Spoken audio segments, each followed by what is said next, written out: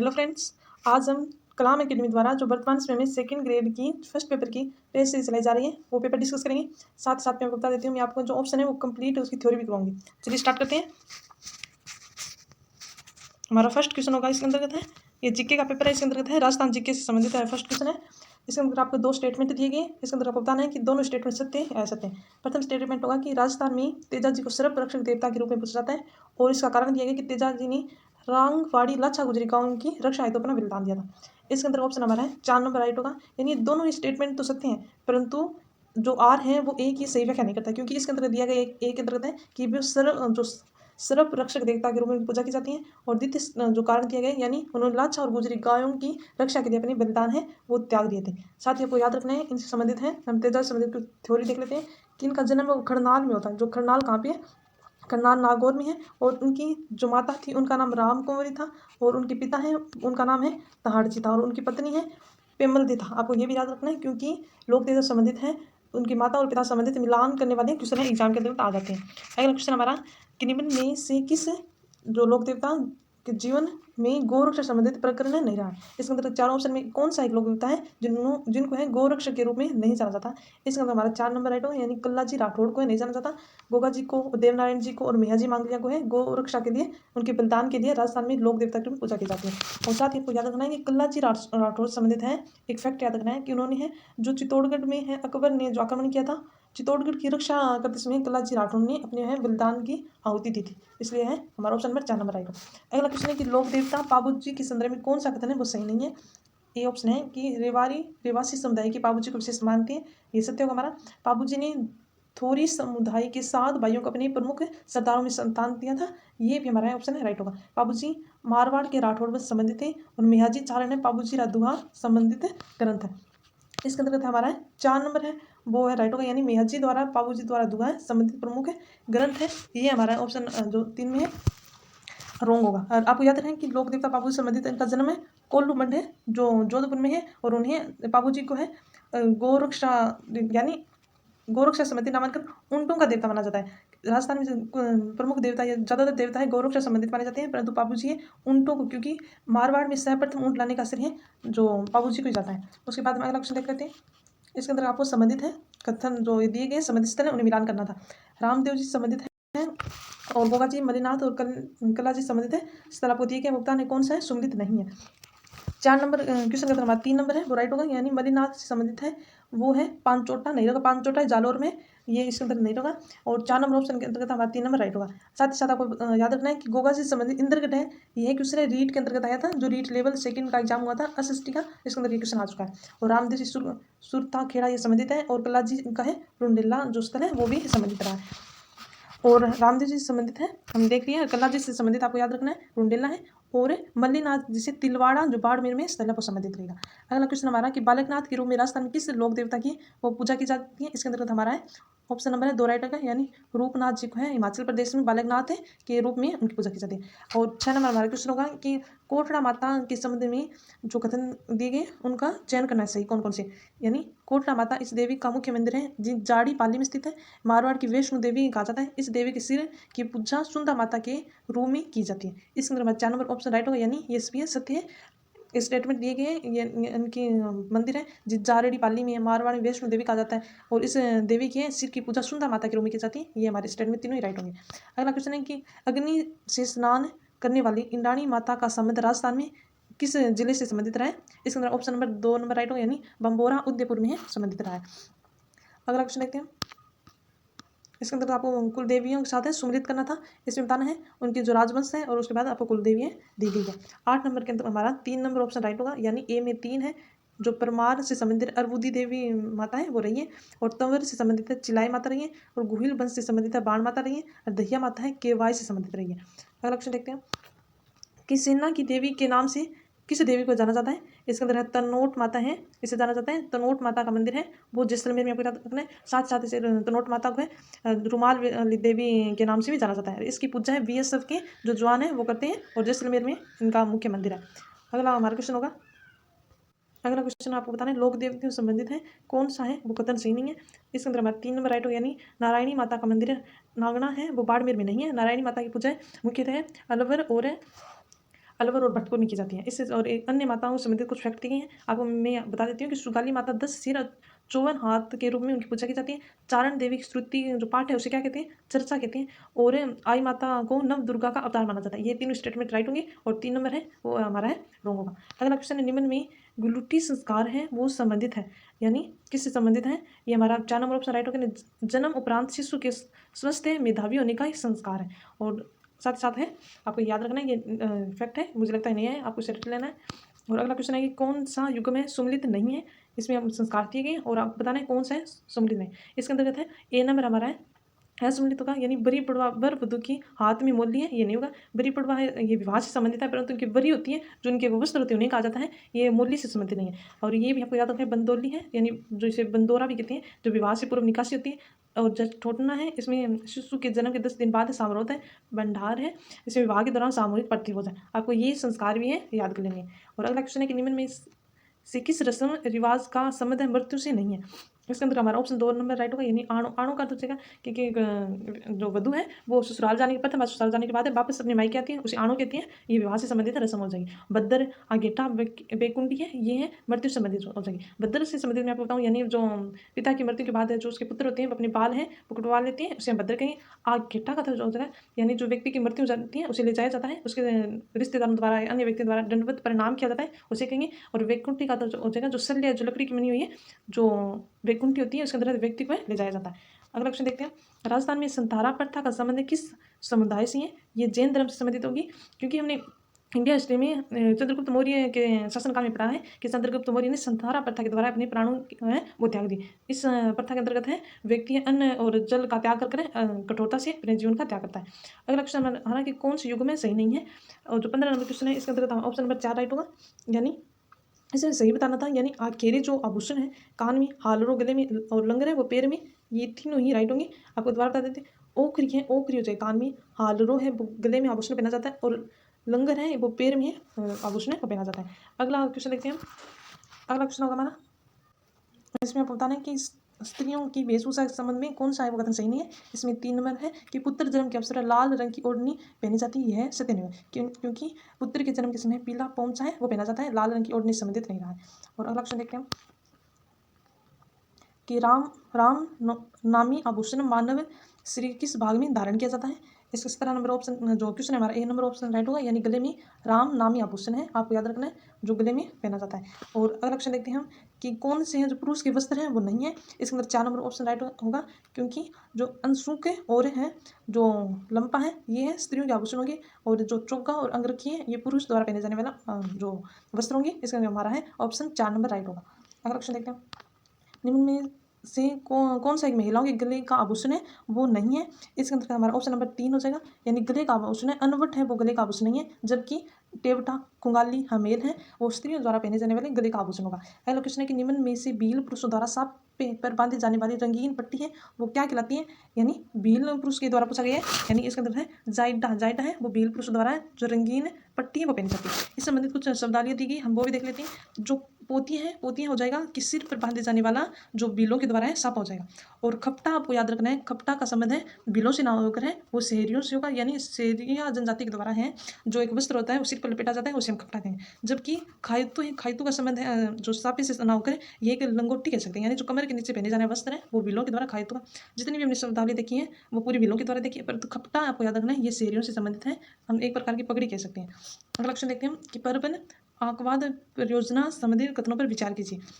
और इसके अंतर्गत हमें जो कौन से सत्य हैं वो बताने थे। और 21 नंबर क्वेश्चन का हमारा ए नंबर ऑप्शन राइट हो गया, यानी ए और सी है वो है सत्य हो जाएगा। ए और सी के कौन से स्टेटमेंट देख लेते हैं कि जो पर्वन आंकवाद सिंचाई परियोजना थी ये 9 दिसंबर राजस्थान सरकार ने जल जीवन मिशन के अंतर्गत इस योजना की कार्य आदेश जारी की कि 3523 करोड़ रुपए का बजट आवंटित किया गया। इस परियोजना का कार्य है अगस्त 2047 तक है, यानी विकसित राजस्थान से संबंधित है, लक्ष्य से संबंधित रखा गया। जबकि पर्वन परियोजना है वो कोटा बूंदी से संबंधित है, 12 संबंधित है, ये भरतपुर और करौली नहीं होंगे, इसलिए हमारा 2 नंबर है ये है रॉन्ग हो जाएगा, और ए और सी राइट हो जाएंगे। उसके बाद देख लेते हैं कि राजस्थान पर्यटन नीति 2025 के संबंध में निम्न कथनों पर विचार कीजिए, और आपको इसके अंदर है सत्य कथन बताने थे। देखते हैं कि यह नीति है 10 दिसंबर 2025 को जारी की गई थी, और पर्यटन कौशल पाठ्यक्रम जो 5,000 लाभार्थियों को है उपलब्ध कराई जाएगी। इस नीति के तहत है जो जयपुर अजमेर में IC सेंटर की स्थापना की जाएगी। राज्य भर में पर्यटन अवसंरचना का संचालन व रख रखाव 5,000 करोड़ रुपए का Rajasthan tourism infrastructure and capacity building fund गठित किया जाए। इसके अंदर हमारा ऑप्शन है 3 राइट होगा, यानी जो बी नंबर ऑप्शन है वो राइट ना होगा, A, C और D है हमारे ऑप्शन है वो राइट होंगे। आपको राजस्थान पर्यटन नीति 2025 से संबंधित है, ये नई नीति है, आपको रट लेनी है। उसके बाद हम अगला देखते हैं 23 नंबर क्वेश्चन। 23 नंबर है हो जाएगा कि हरियालो राजस्थान पर्यावरण कॉन्क्लेव के संबंध में कथनों पर विचार कीजिए। इस कॉन्क्लेव का आयोजन है 18 दिसंबर 2025 को जयपुर में किया गया। ये ग्रीन एनर्जी और जल संरक्षण हेतु एक पहल है। इसका आयोजन राजस्थान राज्य प्रदूषण नियंत्रण मंडल द्वारा है किया गया। इसमें तीनों स्टेटमेंट दे सकते होंगे, इसलिए हमारा ऑप्शन नंबर 3 राइट होगा। आपको याद रखना है कि हरियालो राजस्थान है पर्यावरण कॉन्क्लेव का आयोजन है वो जयपुर में किया गया था और ये ग्रीन एनर्जी जल संरक्षण से संबंधित है, एक पहल होगी।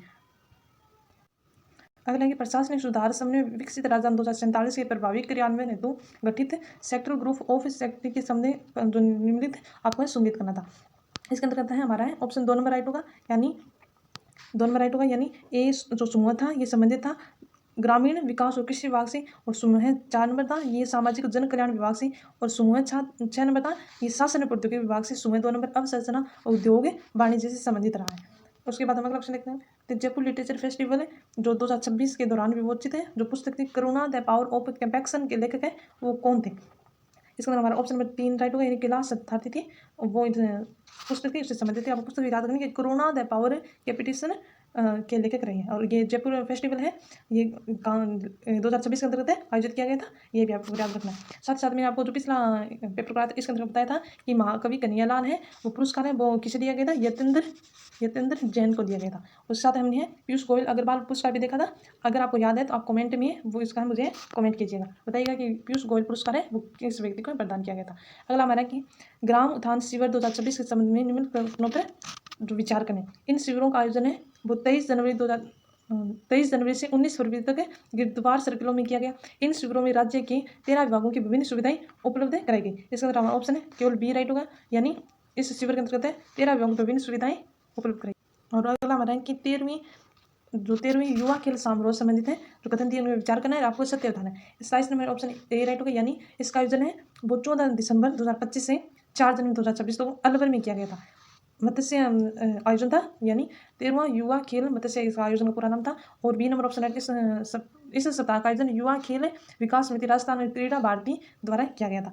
और साथ ही साथ आपको याद रखना है कि इसी के अंतर्गत है मत्स्य गुरु द्रोणाचार्य है अवार्ड है वो चंद्र मोहन को दिया गया था, उन्हें ये अवार्ड है प्रशिक्षण की दृष्टि यानी गुरु की दृष्टि से दिया गया था। कौन सा अवार्ड हो जाएगा, मत्स्य गुरु द्रोणाचार्य अवार्ड हो जाएगा। इसी जो समारोह था यानी खेल सप्ताह के अंतर्गत है एक अन्य पुरस्कार दिया गया था मत्स्य खेल रत्न है जिसे दीपक शर्मा को दिया गया था, और एक और अन्य खिलाड़ी को दिया गया था भूपेंद्र, उनका नाम क्या था भूपेंद्र था। और दीपक जो शर्मा थे उनका संबंध है पावर लिफ्टिंग से था, और भूपेंद्र था उनका संबंध है खो खो से था। आपको ये भी याद रखना है क्योंकि सेकंड ग्रेड फर्स्ट ग्रेड और रीड के अंतर्गत है जो खिलाड़ी संबंधित खेल के मिलान से वाले क्वेश्चन आ जाते हैं। और अगला हमारा क्वेश्चन है कि 18 दिसंबर 2025 को राज्यपाल हरिभाऊ बावड़े ने किस स्वामी के सामने भारतीय कृषि विश्वविद्यालय बीकानेर का कुल गुरु है वो नियुक्त किया था। इसका हमारा हो जाएगा राजेंद्र बाबू दुबे को है जो राज्यपाल है, उन्होंने है राजस्थान कृषि विश्वविद्यालय जो बीकानेर में उनका कुलगुरु है वो नियुक्त किया था।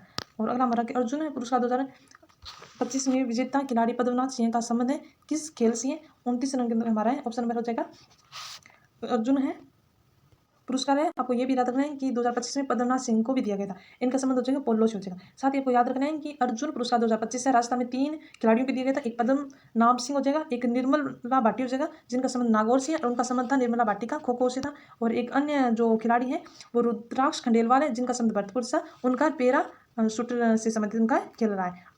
जैसा मैंने आपको बताया कि अर्जुन पुरस्कार कितने व्यक्तियों को दिया गया था, खिलाड़ियों को 3 को, एक पद्मनाथ सिंह है और निर्मला भाटी और एक रुद्राक्ष खंडेलवाल को हो जाएगा। अगला हमारा कि centre of excellence for climate change adaptation का संबंध निम्नलिखित कथनों के विचार कीजिए, आपको बताने कौन से कथन है वो है सत्य हो जाएंगे। इसके अंदर हमारा 4 नंबर ऑप्शन राइट होगा, यानी ए बी और सी तीनों स्टेटमेंट है वो सत्य हो जाएंगे। अगला क्वेश्चन देखते हैं कि अनुच्छेद बताने थे आपको और आपको है इसके अंदर सम्मिलित करना था। इसके अंतर्गत है हमारा 30 नंबर क्वेश्चन के अंतर्गत 31 नंबर है 2 नंबर ऑप्शन है वो राइट हो जाएगा, यानी ए के अंतर्गत है एक, यानी अनुच्छेद जो 226 है उनका संबंध हो जाएगा जो लोकसभाओं द्वारा राज्य की विधानसभाओं के लिए निर्वाचन का वैश्विक मताधिकार पर होना हो जाएगा। और अनुच्छेद है जो 327 से इनका संबंध हो जाएगा, विधानमंडलों के लिए निर्वाचन के संबंध में उपबंध करने की संसद की शक्ति है। और अनुच्छेद है जो 328 से इसका संबंध हो जाएगा, किसी राज्य के विधानमंडल के निर्वाचन के संबंध उपबंध करने की उस विधानमंडल की शक्ति। और अनुच्छेद है 329 का संबंध हो जाएगा, निर्वाचन संबंधी मामलों में न्यायालय आक्षेप का वर्जन। साथ ही आपको याद रखना है कि इकसठवें जो संविधान संशोधन था उसके द्वारा है, जो कब हुआ था 1989 में, जो मतदान करने की एज थी 21 थी उसे घटाकर 18 कर दिया गया था। आपको ये भी फैक्ट है याद रखना है। अगला क्वेश्चन देखते हैं कि भारतीय निर्वाचन आयोग के संबंध में कौन से कथन है जो सही, आपको ये बताना था। इसका अंतर्गत है, हम बता, 1 नंबर है ये है बताना कौन सा कथन है सही है, और 3 है वो है इसके अंदर गलत दिए गए। इसके अंदर 3 नंबर ऑप्शन राइट होगा, यानी रमा देवी है भारत की एकमात्र महिला मुख्य चुनाव आयुक्त थी, ये है हमारा ऑप्शन नंबर राइट हो जाएगा। अगला क्वेश्चन देखते हैं कि अनुच्छेद 40 के अनुसार है, जो राज्य ग्राम पंचायतों का संगठन करने के लिए कदम उठाएगी ऐसी शक्ति प्राधिकारी प्रदान करेगी उन्हें योग्य बनाने के लिए आवश्यक हो। इसके अंतर्गत है जो अनुच्छेद आपको बता दें 40 हो जाएगा, और 33 नंबर के अंतर्गत हो जाएगा 2 नंबर ऑप्शन राइट हो जाएगा। यानी जो नीति निर्देशक तत्व है उसके अंदर यह रखा गया उद्देश्य रखा गया था कि राज्यों के द्वारा है विकेंद्रीकरण से संबंधित है, पंचायतों का नगर पालिका का गठन किया जाएगा, इससे संबंधित हमारा ऑप्शन 2 नंबर राइट हो जाएगा। साथ ही साथ आपको याद रखना है कि नीति निर्देशक तत्व है भारतीय संविधान में आयरलैंड के संविधान से है स्रोत के रूप में लिए गए थे। और नीति निर्देशक तत्व का उल्लेख भाग 4 में, ये 36 से लेकर 51 तक उनका अनुच्छेद में उल्लेख किया गया है। अगला क्वेश्चन देखते हैं कि अनुच्छेद 43 के तहत राज्य ग्रामों में कुटीर उद्योग को किस आधार पर बढ़ाने का प्रयास करेगा, कुटीर उद्योगों को बढ़ाने किस आधार पर प्रयास करेगा। इसके अंदर हो जाएगा हमारा 4 नंबर, यानी व्यक्ति के सहकारी के रूप में है कुटीर उद्योगों के बढ़ाने का प्रयास करेगा। अगला क्वेश्चन देखते हैं 35 नंबर क्वेश्चन हो जाएगा, यानी भारतीय संविधान का निम्न में कौन सा अनुच्छेद राज्य से खास तौर पर न सिर्फ आय बल्कि प्रतिष्ठा और सुविधाओं के अवसर की असमानता यहाँ पे कम करने का प्रयास करता है, अपेक्षा कि उल्लेखित आर्थिक न्याय के लक्ष्य को प्राप्त किया जा सके। इसके अंदर ऑप्शन नंबर हमारा जो एक है राइट हो जाएगा, यानी अनुच्छेद 38(2) में उल्लेख किया गया है कि राज्य है ऐसा प्रयास करेगा कि एक व्यक्ति के पास संपूर्ण संपत्ति अगर है समाज के द्वारा है संपत्ति का प्रयोग किया जाए, यानी ऐसे कदम उठाएगा यानी सभी व्यक्तियों का विकास हो और समाज के अंदर असमानता को कम किया जा सके। उसके बाद हम अगला क्वेश्चन देख लेते हैं कि भारत के नागरिकों को मौलिक अधिकारों की शिक्षा देने के सुझाव को क्रियान्वित करने के लिए जो 1978 किस समिति की है 98 में है, किस समिति की नियुक्ति की गई थी, किसके लिए की गई थी, मौलिक अधिकारों की शिक्षा देने के सुझाव से, ये हो जाएगा JS वर्मा हो जाएगी। मौलिक कर्तव्य है, सॉरी इसका मौलिक कर्तव्य, साथ साथ आपको याद रखना है कि मौलिक कर्तव्यों की संख्या कितनी है 11 है, और जो 11वां जो मौलिक कर्तव्य है ये किससे संबंधित है, शिक्षा से संबंधित है। और मौलिक कर्तव्यों का उल्लेख है जो भारत के संविधान के भाग 4(1) में किया गया, और 4 में नीति निर्देशक तत्व है, और भाग 3 में मौलिक अधिकारों का है उल्लेख किया गया। उसके बाद देख लेते हैं धन विधेयक की विशेष सम्मति निम्न उपबंधों में कौन सा भारत के संविधान अनुच्छेद 110 में उल्लेखित है, वो नहीं है। 37 नंबर ऑप्शन हमारा 4 हो जाएगा, यानी किसी व्यय को भारत की आश्विक निधि पर भारित व्यय घोषित किया जाएगा, इसका उल्लेख है अनुच्छेद है 110 में उल्लेखित नहीं है। उसके बाद हम अगला क्वेश्चन देख लेते हैं कि लोकसभा के महासचिव के बाद निम्नलिखित कथनों पर विचार कीजिए, आपको इसके अंदर वह सत्य कथन है वो बताना था। 38 नंबर क्वेश्चन हमारा ऑप्शन है ए राइट हो जाएगा, यानी ए और बी सत्य है कि राज्यसभा को भेजे जाने वाले या लौटाए जाने वाले सभी विधेयक महासचिव द्वारा प्रमाणित किए जाएंगे। महासचिव को किसी संसदीय समिति की बैठक की तिथि और समय निर्धारित करने का अधिकार है यदि उस समिति का अध्यक्ष तत्काल उपलब्ध ना हो। ये आपको दोनों स्टेटमेंट है याद कर लें। साथ साथ आपको मैं बता देती हूँ कलाम एकेडमी है वो वर्तमान समय में जो टेस्ट सीरीज जो चला रही है, आपको ज़्यादा से ज़्यादा उनके हैं क्वेश्चन देखने चाहिए, ताकि आपको पता चलेगा एग्जाम के अंतर्गत है किस प्रकार के हैं क्वेश्चन आ रहे हैं, ताकि आपको एग्जाम के अंतर्गत है इससे अधिक बेनिफिट होगा। साथ ही अगर आपको संभव हो सके तो आप अधिक से अधिक कोचिंगों के क्वेश्चन या टेस्ट सीरीज है उनके क्वेश्चन देख लेने चाहिए। और अगला क्वेश्चन देखते हैं कि भारतीय संविधान अनुच्छेद 247 के अंतर्गत संसद की शक्तियों के संदर्भ में जो कथन दिए गए हैं आपको इसके अंदर सत्य बताना है। 39 नंबर में हमारा ऑप्शन नंबर है वो ए राइट होगा, यानी जो संसद है वो विधि द्वारा है संघ सूचीबद्ध किसी विषय के संबंध में कानूनों को बेहतर प्रशासन अतिरिक्त न्यायालय की स्थापना का है प्रावधान कर सकती है, इसलिए हमारा ऑप्शन नंबर 1 राइट होगा। और स्टेटमेंट 2 है कि संसद विधि राज्य सूचीबद्ध किसी विषय के संबंध में कानून बेहतर प्रशासन हेतु अतिरिक्त न्यायालय की स्थापना कर सकती है, क्योंकि राज्य सूची में जो विषय होते हैं वो राज्य द्वारा सामान्य परिस्थितियों में उन संबंधित कानून बनाए जाते हैं, आपातकाल के संबंधित है अलग प्रावधान होता है, परंतु सामान्य स्थिति में राज्यों को अधिकार होता है, आपको याद रखना है। अगला क्वेश्चन देखते हैं कि किस संविधान संशोधन द्वारा अनुच्छेद में है जो 81 में परिवर्तन किए गए हैं, 81 में परिवर्तन किए गए 40 नंबर है क्वेश्चन, इसका ऑप्शन है 2 नंबर राइट होगा, यानी बी और सी और डी है, यह हो जाएगा। कौन सा हो जाएगा बी, संविधान 7वां और संविधान 35वां और 36वां संविधान संशोधन 1975 है, संविधान संशोधन अनुच्छेद है 81 में परिवर्तन किए गए। उसके बाद अगला क्वेश्चन देख लेते हैं संविधान के अनुच्छेद 84 के तहत कोई व्यक्ति संसद के किसी स्थान को भरने के लिए चुने जाने के लिए अयोग्य तभी होगा जब वह भारत का नागरिक है और ब्रैकेट दिया गया है और द्वारा नामित किसी व्यक्ति की समक्ष तीसरी अनुसूची की इस आयोजना प्रयोजन के लिए किए गए प्रारूप के अनुसार शपथ लेता है या प्रतिज्ञान करता है, उस पर अपने हस्ताक्षर करता है। इसका ऑप्शन हमारा है 4 नंबर राइट होगा, यानी निर्वाचन आयोग के द्वारा है नामित प्राधिकारी है वो इससे संबंधित हो जाएगा। अगला क्वेश्चन है हमारा, इसके अंदर आपको है संविधान के अनुच्छेद 101 के अनुसार व्यक्ति संसद द्वारा किसी राज्य विधानमंडल किसी दोनों सदनों के सदस्य चुन लिया जाता है। इसी अवधि समाप्ति के पश्चात राष्ट्रपति द्वारा बनाए गए नियमों पर निष्ठ की जाए, संसद में से व्यक्ति का स्थान रिक्त हो जाए तो उसे राज्य विधानमंडल अपने स्थान पर पहले ही नहीं त्याग दिया जाता है। ये हो जाएगा। यानी इस क्वेश्चन के तरफ पूछा जा रहा है आपको, यदि कोई व्यक्ति है विधानसभा और जो विधानसभा यानी विधानमंडल हो जाएगा, एक और सदन है विधान परिषद का सदस्य है, दोनों का सदस्य चुन लिया जाता है, परंतु वह दोनों की सदस्यता संबंधित एक जो पद है उसका त्याग पत्र नहीं देता है, दोनों का पद रखने के उद्देश्य से दोनों का है ज्वाइनिंग करने के उद्देश्य से बना लेता है। परंतु भारतीय संविधान में लेकर अगर वह व्यक्ति है दोनों के पद पर चुना जाता है, अगर एक पद की त्याग पत्र नहीं देता है 14 दिन में, तो दोनों ही जो उसके पद है उनका है सदस्यता है समाप्त की जा सकती है। अगला ऑप्शन देखते हैं, उसके अंतर्गत आपको है जो सही शुक्ल है आपको राइट है वो बताना था। इसके अंदर ऑप्शन नंबर 4 राइट होगा, धन विधेयक राज्य में पुनः स्थापित नहीं किया जा सकता है। अनुच्छेद कौन सा 109 में उल्लेख किया गया। धन विधेयक से संबंधित है, ज़्यादा शक्ति है वो लोकसभा के पास होती है और लोकसभा जो राज्यसभा केवल 14 दिन के लिए है वो धन विधेयक को रोक सकती है, आपको ये भी याद रखना है। संविधान के अनुच्छेद 118(3) के अनुसार निम्न में से किसके परामर्श के पश्चात राष्ट्रपति दोनों सदनों की संयुक्त बैठकों से संबंधित उनसे परस्पर संचार संबंधित प्रक्रिया का नियम बना सकता है। इसमें ऑप्शन हमारा है 4 नंबर राइट होगा, यानी राज्य सभापति और लोकसभा अध्यक्ष है।